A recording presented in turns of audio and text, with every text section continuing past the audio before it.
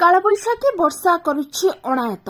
पश्चिमा झड़ प्रभाव में राज्य में कालबैशाखीर प्रभाव अधिक रहिथिबा बेले आहुरी 4 दिन धरी प्रबल वर्षा हेबो। एने सूचना दैछि भुवनेश्वर स्थित आंचलिक पाणीपाग विभाग। तेबे कालबैशाखीर प्रभाव में हठात बादल आसुथिबा कारणरू वर्षा सह झड़ पवन कराइबारे सहायक होछि।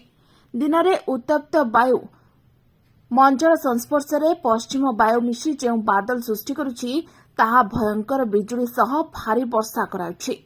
आसंता 24 घंटारे राज्यर 29 जिला को झड़ पवन वर्षा नहीं अलर्ट जारी करिछि पाणीपाग विभाग।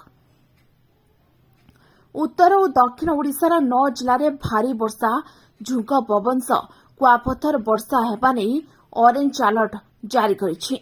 9 जिलागुड़िक हेउछि केन्दुझर, मयूरभंज, गंजाम, गजपति, रायगड़ा, कोरापुट, कलाहांडी, नुआपड़ा और बलांगीर जिला।